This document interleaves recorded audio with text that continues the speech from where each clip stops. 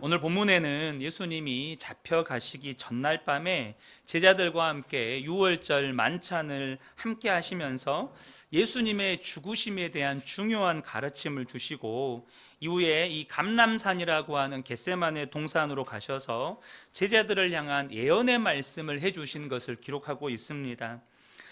출애굽 때에 지정된 이 유월절은 애굽으로부터 이스라엘을 구원하신 하나님의 일을 기념하는 것입니다. 그 이후로 수천 년 동안 유대 사회에서는 가정마다 유월절 만찬을 나누면서 이 가장이 유월절의 의미를 자녀들에게 가르치면서 이 유월절을 지켜왔습니다. 그래서 이 제자들에게 유월절 만찬을 나누면서 예수님으로부터 가르침을 받는 일은 어려서부터 매우 익숙한 광경이었습니다. 예수님이 제자들과 나누는 이 만찬은 구약의 유월절 만찬이 애굽으로부터 이스라엘을 구원하신 하나님의 일을 기념하는 것처럼 이제 예수님께서 우리를 구원하시기 위해서 고난받으시고 십자가에서 죽으실 사건을 기념하는 것이었습니다. 그런데 이 제자들을 향한 예수님의 가르침은 무엇이었습니까? 바로 예수님 자신이 구약에서 예언한 메시아이시고 이제 곧 예수님이 당하실 죽음이 구원의 통로가 될 거라는 가르침이었습니다. 그 가르침의 핵심 내용은 예수님의 십자가에서 찢기실 몸과 흘리실 피가 무엇을 의미하는가였습니다. 22절부터 24절을 보겠습니다.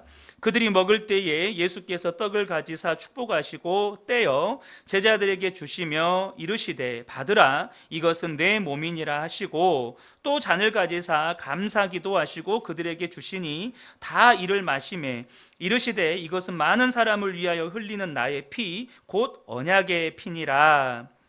지금 예수님께서 떼어서 나눠주시는 이 떡은 유월절에 먹는 빵으로 누룩을 넣지 않아서 부풀리지 않은 딱딱한 빵이었습니다.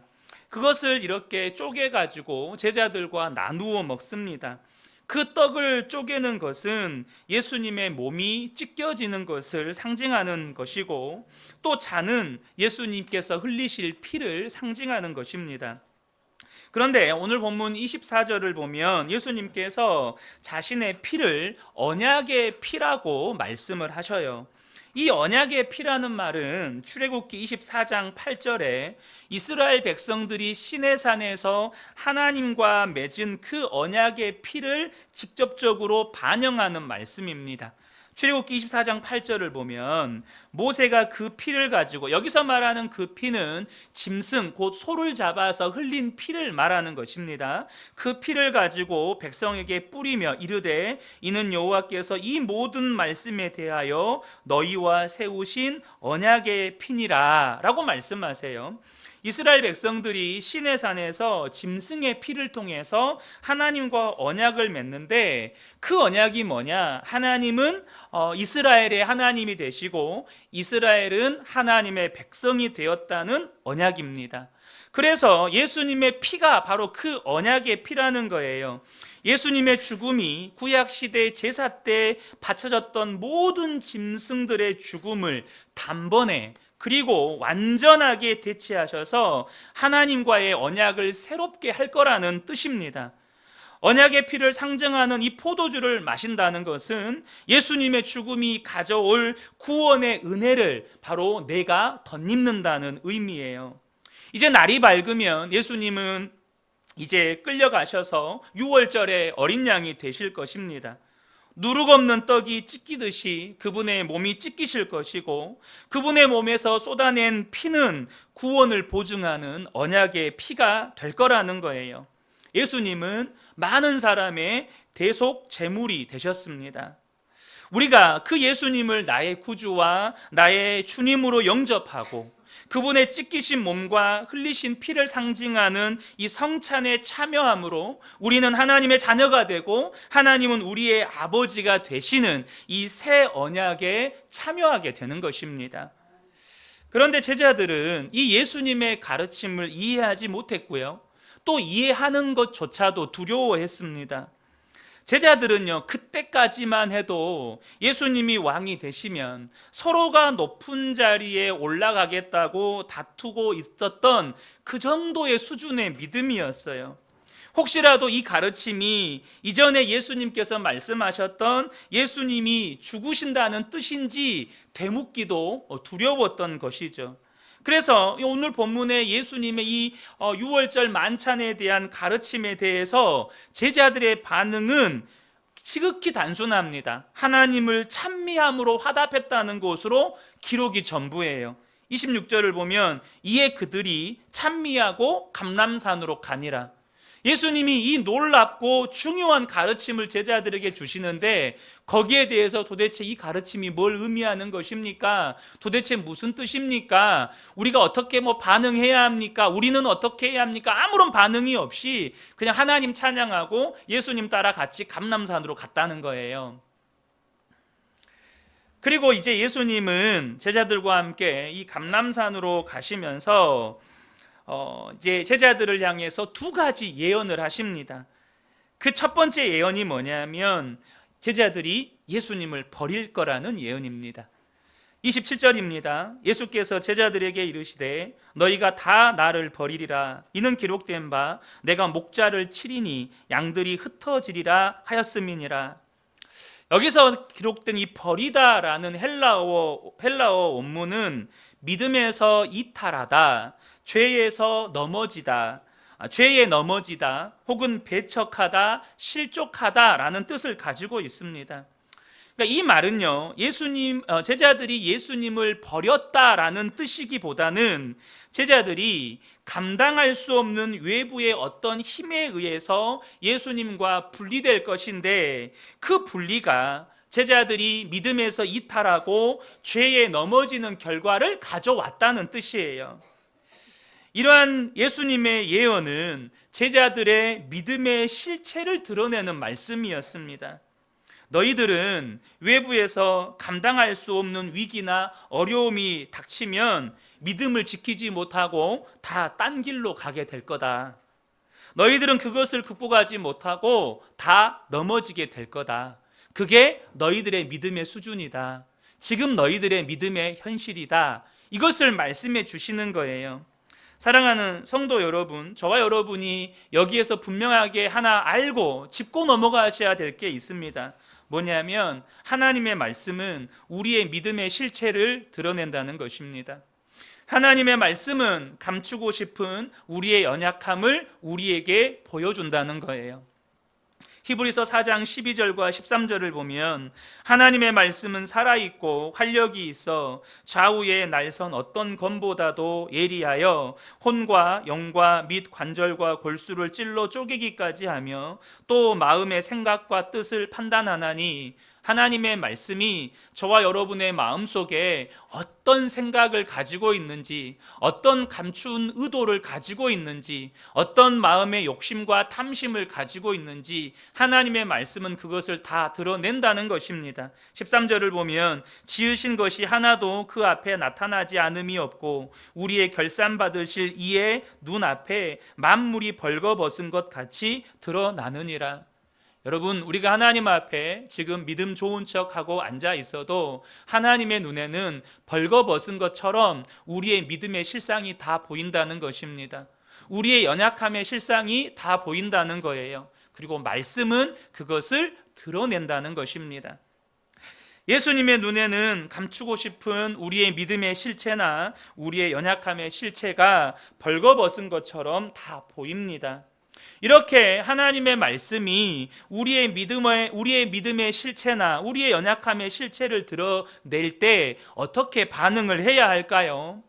예수님의 이 제자들에 대한 예언에 대해서 그 예언을 들은 제자들은 어떻게 반응을 했습니까? 29절부터 31절을 보면 베드로가 여짜오되 다 버릴지라도 나는 그리하지 않겠나이다. 예수께서 이르시되 내가 진실로 너희에게 이르노니 오늘 밤 닭이 2번 울기 전에 네가 3번 나를 부인하리라. 베드로가 힘있게 말하되 내가 주와 함께 죽을지언정 주를 부인하지 않겠나이다 하고 모든 제자도 이와 같이 말하니라. 예수님의 이 예언의 말씀을 제자들은 강력하게 부인하고 있습니다. 재미있는 건 예수님께서 베드로를 향해서는 구체적으로 닭이 2번 울기 전에 3번 나를 부인할 거라고 예언하셨다는 거예요. 그런데 베드로 역시 3번 반복해서 예수님을 부인하지 않을 것이라고 대답을 했고 그 강도는 점점 강해집니다. 오늘 본문에는 첫 번째 부인에 대한 이야기는 기록되어 있지 않습니다. 그런데 다른 복음서의 최후 만찬에 대한 기록을 보면 예수님께서 이런 말씀을 하세요. 제자들 중에 한 사람이 나를 팔 것이다 라고 이렇게 말씀하실 때 제자들이 모두 다 근심하면서 한마디씩 합니다. 뭐라고 말하죠? 나는 아니지요. 한결같이 제자들이 예수님, 주님, 나는 아니지요 이렇게 말합니다. 베드로도 그렇게 나는 아니지요 라고 했다는 거예요. 그러니까 예수님의 제자들이 예수님을 버리고 다 이렇게 도망갈 거라는 그 예언에 대해서 베드로의 부정을 보면 나는 아니지요로 시작해서 29절에 나는 그리하지 않겠나이다를 거쳐서 31절에 내가 주와 함께 죽을지언정 주를 부인하지 않겠나이다 라고 하는 호언장담으로 이렇게 점점점 예수님의 예언에 대한 부정의 강도가 강해져 가고 있다는 사실입니다. 그러나 여러분, 우리는 이 이후의 결과를 너무나도 잘 알고 있습니다. 제자들은 예수님이 말씀하신 대로 예수님이 체포되어서 대제사장에게 끌려가자 예수님만 남겨두고 뿔뿔이 도망쳤고, 베드로 역시 몰래 이 대제사장의 집에 따라갔다가 닭이 2번 울기 전에 예수님을 3번 부인하게 되는데, 예수님을 부인하는 그 강도가 뒤로 갈수록 점점 강해집니다. 예수님이 너희들을 나를 다 버리고 도망갈 것이다 라는 그 말씀에 부정했던 베드로의 강도가 점점 강해진 것처럼 예수님을 부인하는 베드로의 그 부인의 강도가 뒤로 갈수록 나중에는 침을 뱉으며 나는 예수님을 모른다고 그렇게 예수님을 부인합니다. 예수님의 예언에 대한 부정의 강도가 강해진 것처럼 예수님을 부인하는 강도도 점점 강해진다는 거죠. 여러분, 이것이 우리에게 무엇을 지금 말씀해 주고 있습니까? 사람은 자신을 과신하거나 맹신하면 안 된다는 것입니다. 여러분, 우리 안에는 선한 것이 없습니다. 우리가 정말 감당할 수 없는 은혜를 받아서 한순간에 삶이 180도 뒤집어지는 경험을 하고, 그래서 베드로처럼 내가 주님과 함께 죽을지언정 절대 배신하지 않겠습니다, 내가 주님과 함께 죽는 곳에도 따라가겠습니다 라는 그런 위대한 결심과 결단을 하게 되더라도 내가 그것을 이룰 만한 선한 것이 내 안에는 없다는 것입니다. 이미 제자들은 예수님과 3년의 시간을 함께 보내면서 예수님이 하셨던 모든 예언의 말씀들이 그대로 성취되었다는 것을 보았습니다. 그렇다면 자신들에 대한 예언의 말씀도 그대로 이루어질 거라는 걸 인정해야 했습니다. 여러분, 다시 한번 말씀드리지만 사람은 자신을 믿으면 안 돼요. 어떤 순간에도 어떤 처지에도 오직 하나님의 말씀만 믿으셔야 합니다. 오직 하나님의 말씀만 붙잡으셔야 합니다. 그 예수님의 예언의 말씀이 가리키고 있는 자신들의 모습이 너무나도 부끄럽고 수치스러운 모습이었습니다. 아니, 자기들은 부정하고 싶었는지도 몰라요. 아니, 내가 3년 동안 예수님과 함께 지내면서 산전수전 공중전 다 겪었는데 예수님을 버릴 거라니, 인정하고 싶지 않은 것인지 도무지 인정을 못하는 것인지 알 수는 없지만, 그럼에도 불구하고 그들은 예수님의 말씀을 그대로 인정해야 했습니다. 그리고 예수님 앞에 겸손하게 도움을 구해야 했어요. 사랑하는 성도 여러분, 하나님의 말씀이 여러분의 믿음의 실상을 드러내고 여러분의 연약함의 실체를 여러분에게 보여줘서 그것이 너무나도 부끄럽고 수치스러울 수 있어요. 그러나 여러분, 하나님의 말씀이 그러하다면 여러분 인정하셔야 합니다. 아닙니다, 하나님, 무슨 말씀이십니까? 저는 절대 그렇게 안 살 겁니다. 아니, 저는 절대 그렇게 살 수가 없습니다. 제가 어떤 은혜를 받았는데요? 변화산에서 새 제자들과 예수님이 내려오셨을 때 그 변화산 아래에는요, 귀신 들린 아들을 둔 아버지가 예수님께 와서 요청을 했습니다. 귀신 들린 아들을 선생님 제자들에게 데리고 갔더니 고치지를 못했습니다. 선생님이 할 수 있으면 선생님 좀 고쳐주세요. 제자들이 고치지 못하는 모습을 보니까 그 선생님도 별로 신뢰가 안 되는 거예요. 그러니까 제자들도 못 고치는 걸 보니까 그 선생님도 고치지 못할 것 같은데, 그런 마음으로 말을 합니다. 그때 예수님이 뭐라고 말씀하시죠? 할 수 있거든이 무슨 말이냐? 믿는 자에게는 능히 하지 못할 일이 없느니라. 여러분, 이 말씀은요, 귀신 들린 아들을 둔 아버지의 믿음의 실체를 드러내는 말입니다. 너는 지금 믿음이 없다.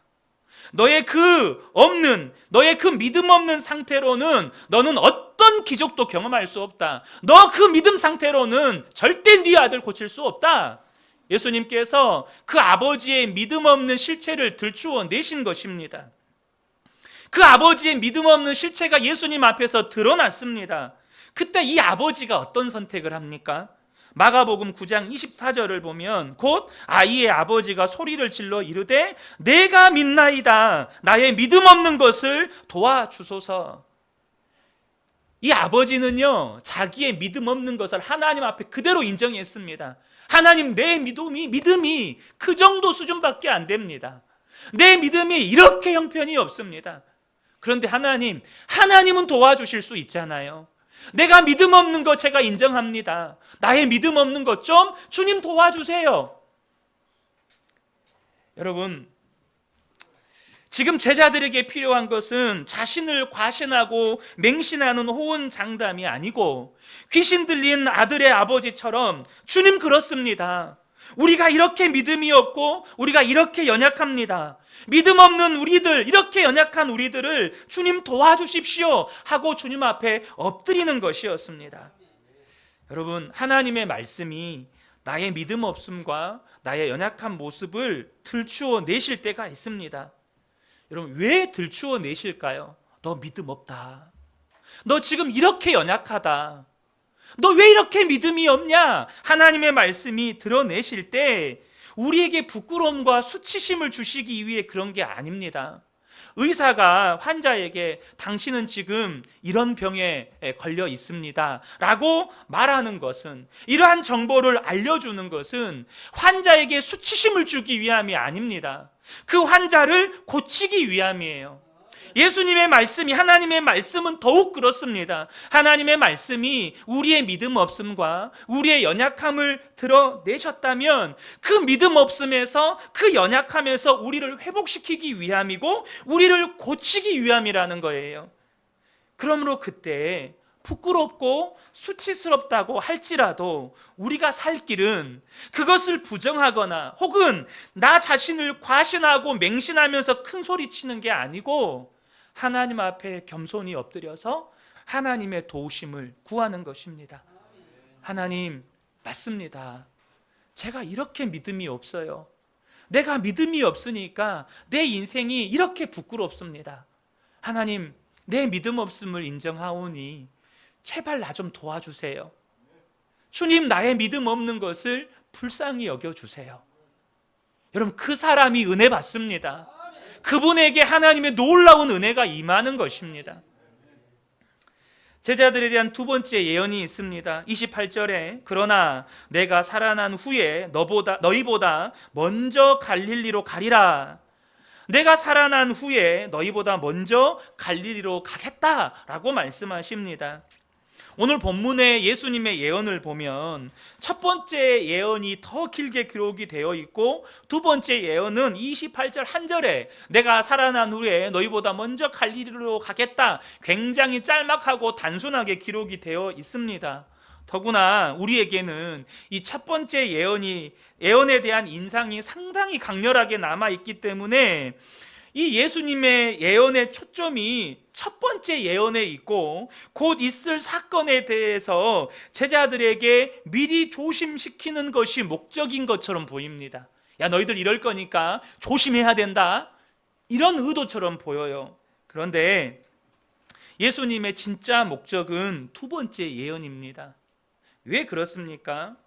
예수님의 고난과 십자가 죽음이 하나님의 구원 사역의 끝이 아니기 때문입니다.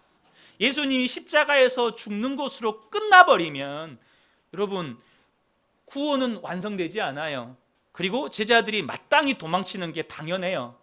도망치는 게 당연합니다. 그런데 예수님의 구원 사역의 완성은 사망 권세를 이기시고 부활하시는 데 있습니다.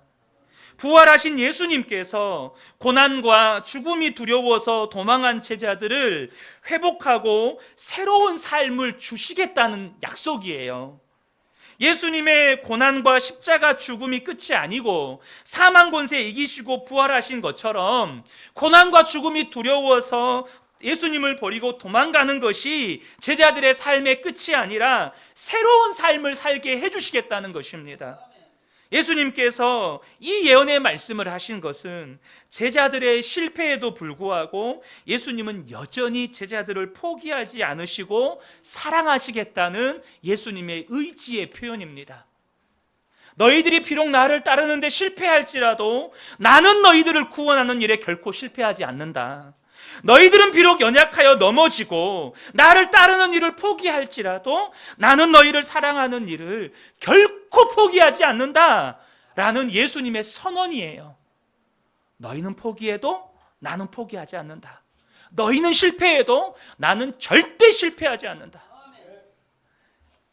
예수님의 이 예언을, 예수님을 3번에 걸쳐서 부인했던 이 베드로를 갈릴리 호숫가에서 다시 만나 주시면서 이것을 실제로 성취하십니다. 부활하신 예수님이 먼저 갈릴리로 가셔서 이제 갈릴리로 온 베드로를 만나 주실 때 예수님께서 베드로에게 다른 질문을 하지 않으셨습니다. 베드로에게 왜 그때 그 많은 사람들 앞에서 그것도 3번씩이나 나를 부인했느냐라고 묻지 않으셨어요. 내가 그때 너희들이 분명 나를 버리고 흩어질 거라고 했는데 내 말대로 되지 않았느냐라면서 자신의 옳음을 여러분 내세우지도 않으셨어요. 또 베드로, 너는 그렇게 호언장담까지 했으면서 어떻게 네가 뱉은 말조차 지키지 못했느냐고 베드로를 비난하지도 않으셨습니다. 예수님은 한 가지만 물어보셨어요. 뭘 물어보셨습니까?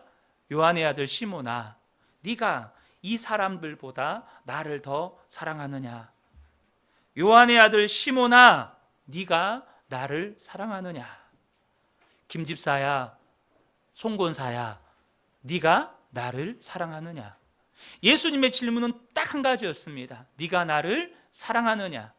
그것도 베드로가 3번 부인한 것처럼 예수님도 3번 질문하십니다.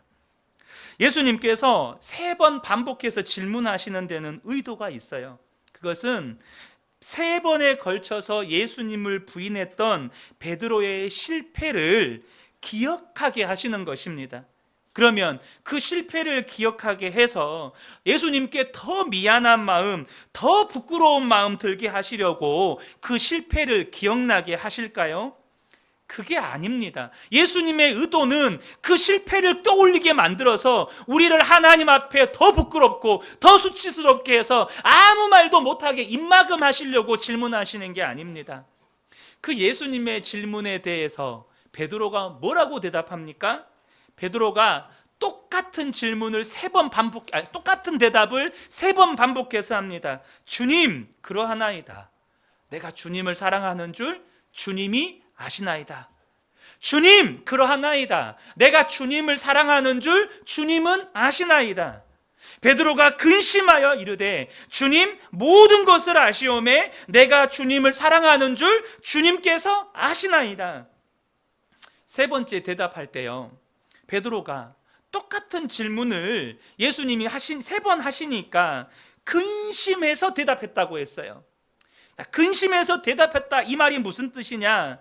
베드로가 똑같은 질문을 예수님이 3번 반복하셨어요. 그래서 똑같은 질문을 3번 하면 사람은 어때요? 그 질문을 또 생각해보고 또 생각해보고 또 생각해봅니다. 첫 번째 질문에 내가 주님을 사랑합니다라고 대답했어요. 또 물어보십니다. 주님을 사랑합니다라고 대답했어요. 또 물어보십니다. 근데 여러분 또 물어보실 때 베드로 안에 스스로 생각하는 거예요. 내가 정말로 주님을 사랑하나? 진짜 사랑하나? 정말 사랑하나? 근데 베드로의 결론이 뭐예요?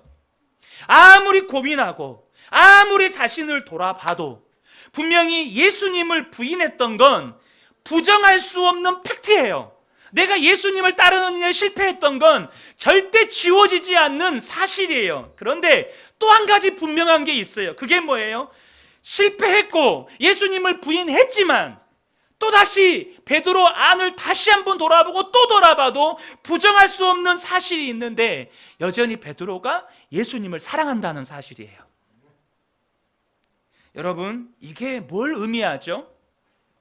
베드로의 실패가, 베드로가 예수님을 향해서 뭐라고 고백했습니까? 주는 그리스도시요 살아계신 하나님의 아들이십니다 라고 했던 그 믿음을 부정하지 않는다는 거예요.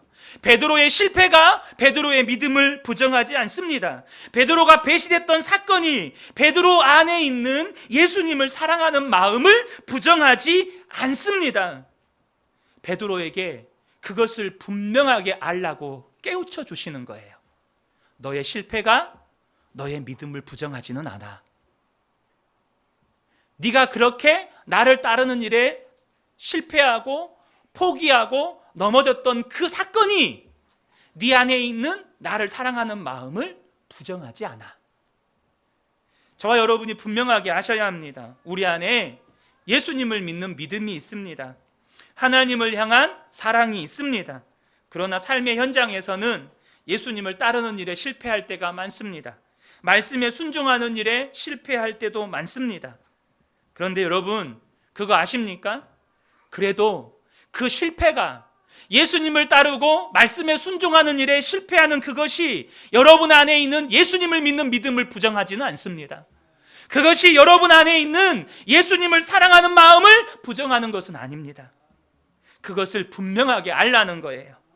그리고 실패하고 넘어지더라도 베드로가 갈릴리에서 기다리고 계셨던 예수님께 나왔던 것처럼 다시금 주님 앞에 나오라는 거예요. 또 하나 이 장면이 우리에게 가르쳐 주시는 것은 예수님은요, 우리의 실패에 집중하지 않으시고 우리 안에 그렇게 작아 보이고 연약해 보이는 그 믿음과 주님을 향한 사랑에 집중하신다는 거예요. 주님은 베드로에게 질문할 때 왜 실패했느냐? 왜 넘어졌느냐? 도대체 그 실패의 원인이 뭐냐? 묻지도 따지지도 않으셨습니다. 다시 말해서 주님은 우리의 실패에 집중하지 않으신다는 것입니다. 아니, 우리의 실패에는 별로 관심이 없습니다. 그러면 주님은 무엇에 관심이 있습니까? 네가 나를 사랑하느냐? 네가 나를 믿느냐? 네가 나를 신뢰하느냐? 우리가 마가복음을 통해서 새벽에 나누었지만 3년 동안 제자들에게 그런 표적을 보여주시고 그렇게 천국복음을 선포하시고 하나님의 말씀을 가르쳤음에도 불구하고 제자들의 믿음의 수준은 예수님이 왕이 되시면 서로 높은 자리에 앉겠다고 다투는 수준이었습니다. 여러분, 그렇게 별 볼 일 없는 수준의 믿음이라 할지라도 예수님은 그 믿음 주시려고 하늘 영광 버리시고 인간의 몸을 입으셨고 고난과 십자가 죽음을 당하셨습니다.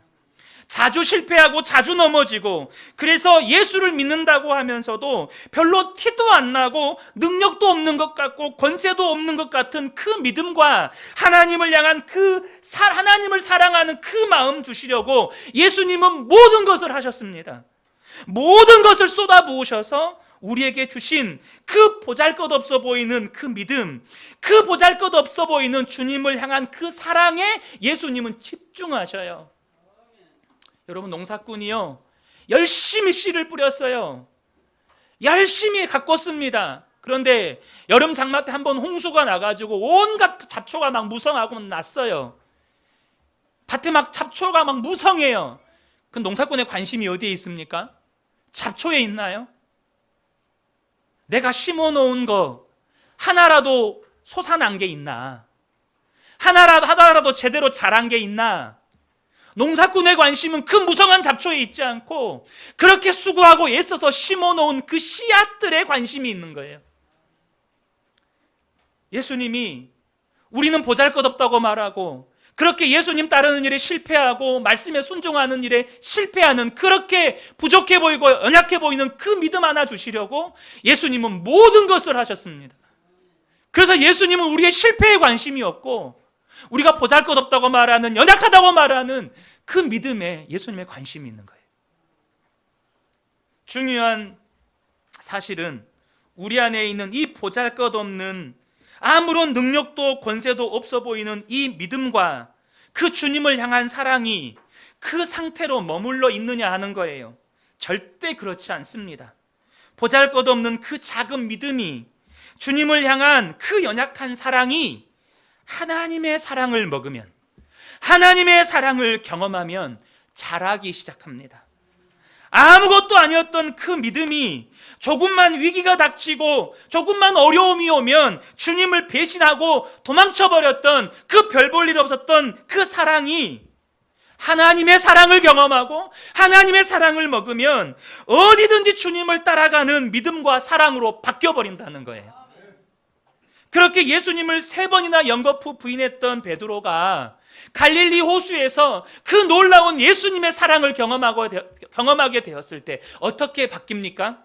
요한복음 21장 18절에 내가 진실로 진실로 네게 이르노니 네가 젊어서는 스스로 띠뛰고 원하는 곳으로 다녔거니와 네 믿음이 연약했을 때는 그냥 인생의 풍파가 닥치면 너 자신 의지하다가 이리 넘어지고 저리 넘어지고 이리 구르고 저리 구르고 했지만 늙어서는 네 믿음이 자라서는 네 팔을 벌리고 남이 내게 띠띠우고 원하지 않는 곳으로 가리라. 무슨 말씀이죠? 네 믿음이 하나님의 사랑을 먹으면 나를 위해 십자가를 지고 죽는 자리까지 너는 들어가게 될 거다. 핍박이 두려워서 예수님을 부인했던 베드로는 그 하나님의 사랑을 경험하고 나니까 주님을 위해 순교의 자리까지 따라가는 믿음의 사람, 예수님을 사랑하는 사람으로 변화되었습니다. 사랑하는 성도 여러분, 우리가 예수님을 믿지만 우리는 너무나도 쉽게 주님을 따르는 일에 실패하고 말씀에 순종하는 일에 실패합니다. 우리 주님 말씀하십니다. 너희들의 믿음이 이렇게 연약하단다. 너희들의 믿음이 이렇게 별 볼 일 없단다. 그러나 여러분, 그 실패가 우리 안에 있는 주님을 향한 믿음과 사랑을 부인하지 않습니다. 보잘것없어 보이는 믿음이고 보잘것없어 보이는 주님을 향한 사랑이지만 주님은 거기에 집중하세요. 그것을 위해 주님이 모든 것을 하셨기 때문입니다. 주님도 여러분 그것을 하찮게 여기지 않으세요. 주님도 그 사랑에 대해서 여러분 별 볼 일 없다고 말씀하시지 않습니다. 그러니까 여러분도 그 믿음, 그 사랑 작게 보지 마세요.